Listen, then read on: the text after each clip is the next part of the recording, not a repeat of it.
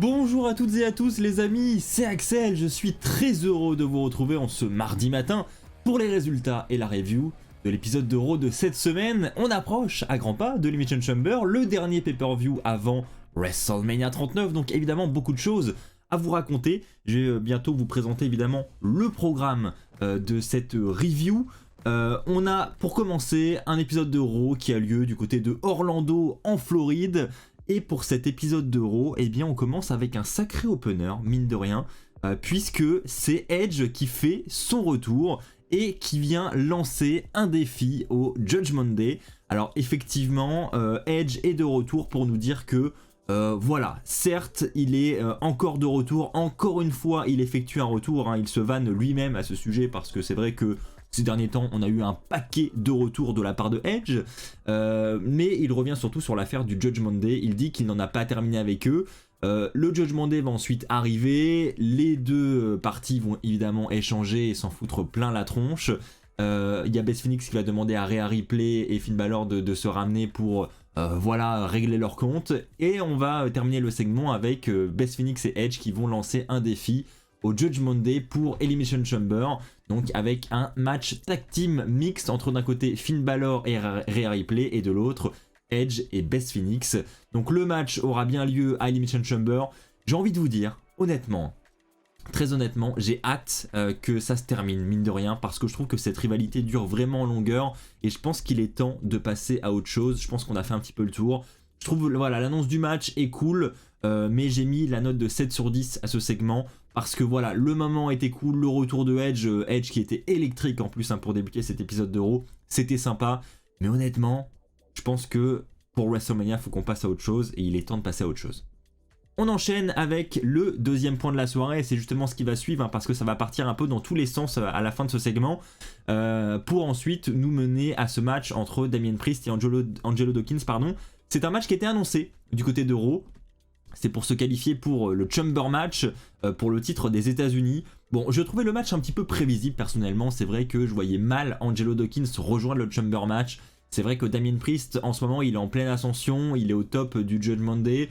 Et voilà, il fallait qu'il intègre ce match. Donc pour moi, on n'avait pas d'autre issue possible. Donc c'est vrai que le résultat était assez prévisible. Maintenant, je trouve que dans le match, ils ont réussi à installer un certain suspense, mine de rien, à plusieurs reprises.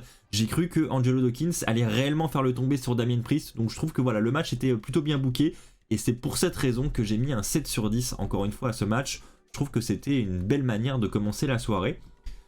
On continue avec Baron Corbin qui enchaîne avec une nouvelle défaite face à Dexter Lumis, et ça, et bah, ça fait un petit peu moins plaisir à notre ami JBL qui est le manager de Baron Corbin. Voilà, JBL qui se proclame le Wrestling God, et Baron Corbin qui est censé être le Wrestling God des temps modernes, bah c'est pas trop ça quoi, hein. Il enchaîne les défaites, ça plaît pas trop à JBL, et il va d'ailleurs enchaîner avec une nouvelle défaite face à Dexter Lumis. Donc voilà, bon honnêtement, je suis pas très fan de ce qu'ils font avec Dexter Lumis en ce moment, je trouve qu'il y aurait mieux à faire. D'autant plus que cette association avec Johnny Gargano, je trouve que voilà, on gâche un petit peu le talent de Johnny Gargano, je pense qu'il aurait vraiment mieux à faire. Donc moi je suis vraiment pas fan de cette partie-là de Raw, honnêtement. Maintenant, voilà, Baron Corbin, de son côté, là c'est un peu la descente aux enfers, il enchaîne les défaites, et d'ailleurs il y a un segment hein, qui va suivre plus tard dans la soirée, où on verra JBL qui sera en train de régler ses comptes avec Baron Corbin qui lui demandera de lui donner une autre chance, etc., qu'il va remonter la pente. JBL il va lui dire non, il en a marre, et il va partir, et donc grosse engueulade entre Baron Corbin et JBL. Alors est-ce que l'association est terminée ou pas? On le verra sans doute la semaine prochaine. Pour ce qui est de ce segment, j'ai mis la note de 4 sur 10 parce que effectivement pour moi c'était quand même pas bien folichon tout ça. On enchaîne avec Carmella qui effectivement se qualifie pour l'Elimination Chamber Match.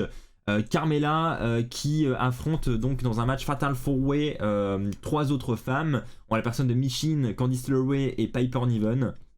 Alors dans ce match, grosse domination hein, de Piper Niven au début du combat. D'ailleurs on a eu de bons spots, hein, ce gros crossbody là sur les 3 femmes en même temps de la part de Piper Niven, c'était beau. Et bon là aussi je vous le dis, hein, je m'attendais à la victoire de Carmella, ça me semblait être la victoire la plus prévisible, surtout que Carmella fait son retour après des mois d'absence, donc ça me semblait évident qu'elle allait prendre cette dernière place du Chamber Match. Maintenant, ce qu'il faut retenir aussi, c'est Chelsea Green hein, qui a voulu prendre une place dans ce Chamber Match, mais on en reparlera un petit peu plus tard parce qu'il y a un point la concernant. Vous allez voir que, bon, ça s'est pas très bien passé pour elle, mais en tout cas en ce qui concerne cette victoire de Carmella, on va dire que ça me fait ni chaud ni froid. Voilà, je pense que Carmella, quoi qu'il arrive, ne remportera pas ce Chamber Match. Donc, bon, sa victoire est importante parce qu'elle intègre le match, mais je pense pas que ça l'emmènera jusqu'au main event de WrestleMania, mais ça on aura l'occasion d'en reparler. Donc pour ce match, je lui mets la note de 6 sur 10. On va maintenant parler d'un autre point, c'est Brock Lesnar qui veut défier Bobby Lashley à Elimination Chamber. Et c'est lui-même qui va le dire hein, dans ce segment. Donc on a Brock Lesnar qui va faire son entrée sous une énorme ovation de la foule. Et il va, une fois de plus, se moquer de Bobby Lashley en ramenant sur le tapis ce fameux Bobby Who, donc Bobby qui, en mode Bobby Lashley, il a pas de nom, enfin voilà, personne ne sait qui c'est. Donc il va encore une fois se moquer de lui, il va nous dire que voilà, ce week-end il est allé à la pêche, il a pensé à Bobby, il a mangé un steak et pendant qu'il mangeait son steak, il ne pouvait pas s'empêcher de penser à Bobby. Il dira même qu'il a fait l'amour à sa femme et 3-4 heures après, il ne pouvait pas s'empêcher de penser à Bobby, hein. Donc bon, un peu prétentieux Brock Lesnar, hein, on va pas se mentir, mais j'ai trouvé ça assez fun, ça fait rire le public également.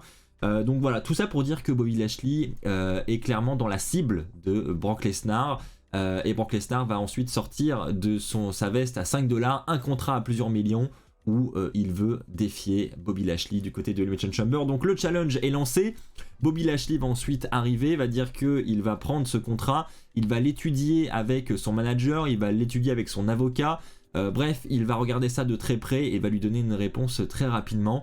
Donc on n'a pas encore l'acceptation de Bobby Lashley, mais on a eu l'officialisation d'une signature de contrat qui aura lieu la semaine prochaine lors de l'épisode de Raw qui aura lieu à Brooklyn.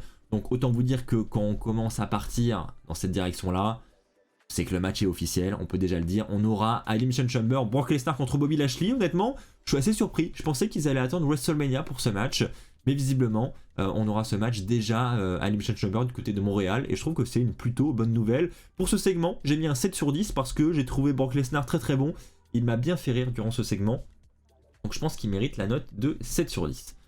On enchaîne avec le 6ème point de la soirée avec un Cedric Alexander et Shelton Benjamin qui font équipe pour aller affronter la Alpha Academy. Bon alors sur le papier on va pas se mentir, c'est pas un match qui fait rêver. Maintenant dans le ring c'était plus que correct, on a d'excellents talents hein. Quand on avait Chad Gable et Cedric Alexander en même temps sur le ring, c'était du très bon catch, un match qui mine de rien était assez équilibré j'ai trouvé. Donc moi j'ai passé un très bon moment devant ce match.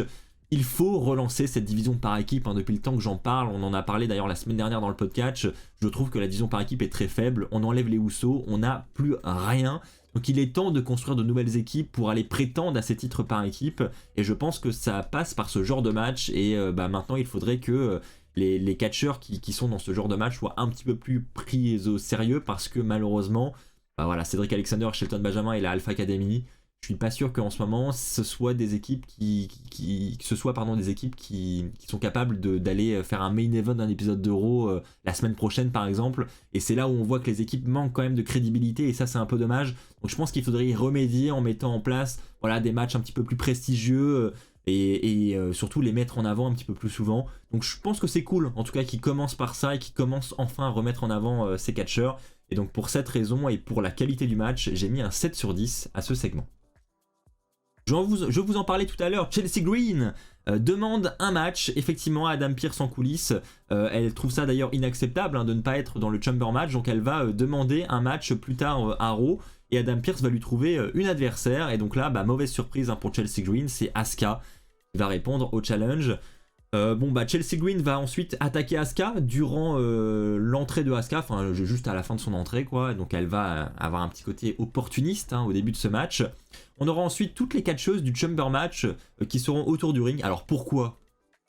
On n'en a aucune idée, hein. J'ai trouvé ça très bizarre ce segment où il y a toutes les catcheuses qui arrivent d'un seul coup là. On sait pas pourquoi, mais elles sont là, enfin bref, et du coup ça va distraire Chelsea Green et ça va d'ailleurs lui coûter le match puisque ensuite Asuka va appliquer son armbar sur Chelsea Green et voilà, victoire par abandon Donc Chelsea Green qui perd ce match. Bon, c'était un peu prévisible, hein. Je voyais mal Chelsea Green battre Asuka. Asuka qui est clairement favorite, hein, pour ce Chamber match féminin.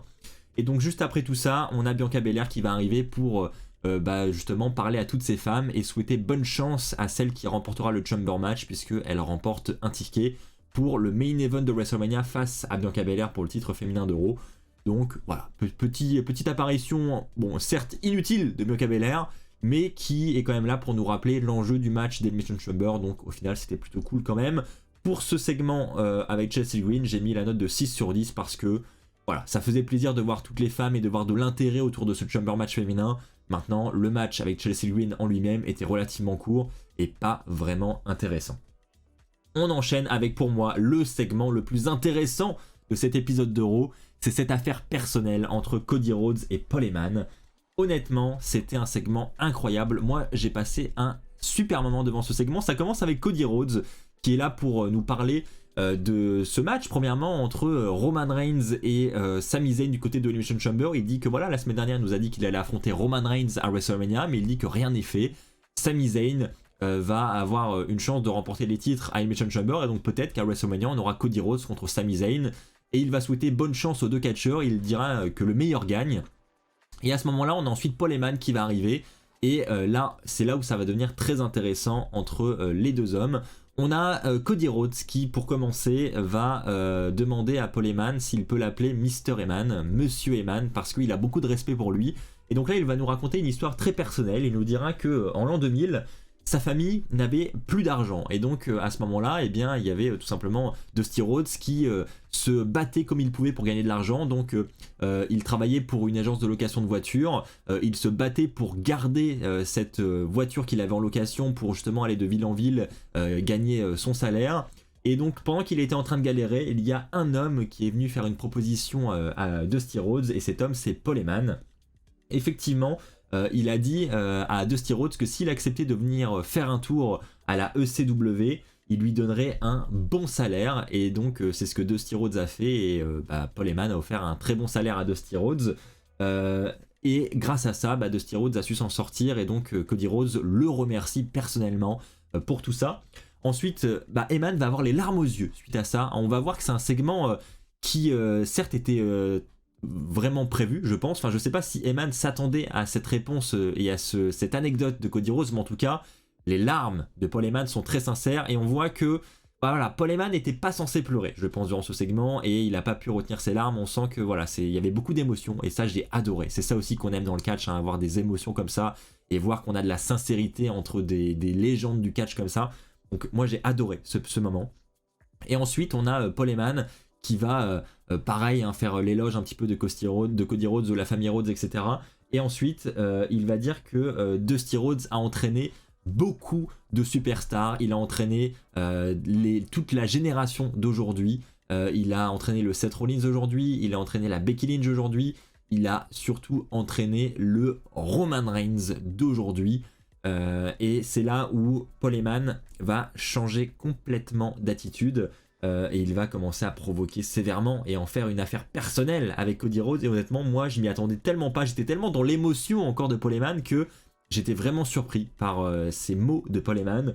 Il dira que lors de sa dernière conversation avec Dusty Rhodes, eh bien, Dusty Rhodes a dit à Cody Rhodes à Paul Heyman que Cody Rhodes était son fils préféré, mais que le fils dont il a toujours rêvé était Roman Reigns. Voilà.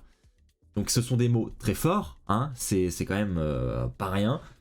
Et Cody Rhodes va ensuite attraper avec force la main de Paul Heyman, le regarder dans les yeux et lui dire: écoute mec, tout le monde veut faire de cette rivalité une affaire personnelle.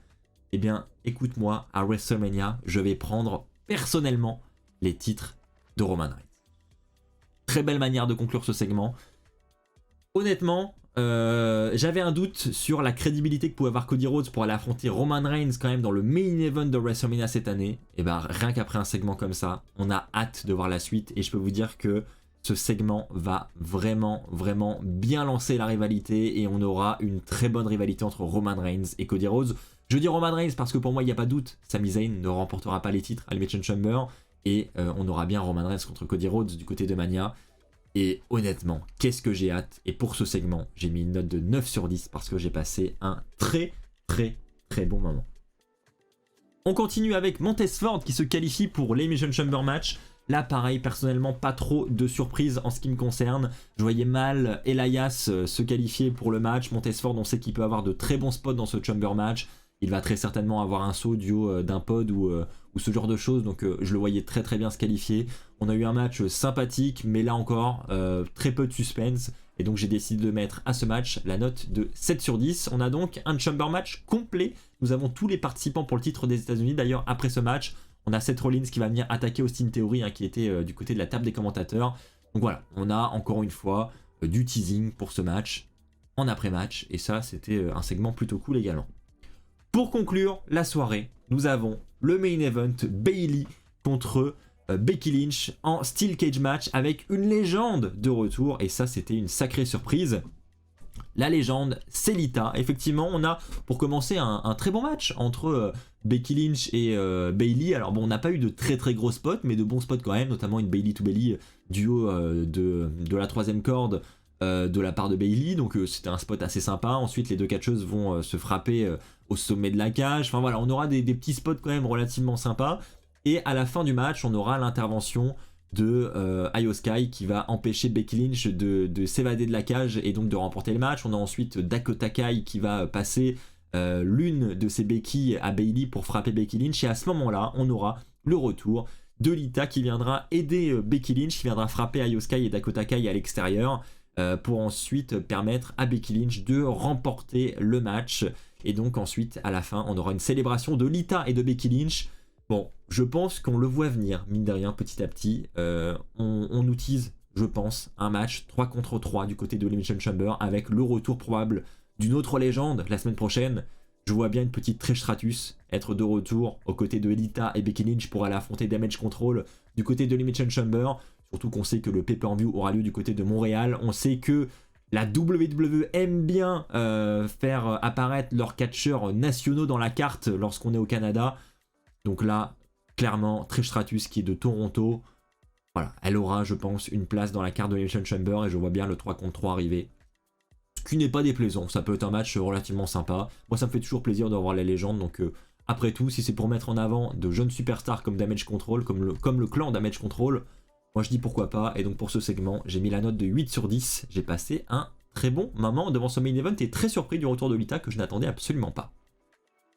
Voilà les amis, c'est ainsi que va s'achever cette review de Raw, j'espère qu'elle vous aura plu, on a fait ensemble le tour de cet épisode.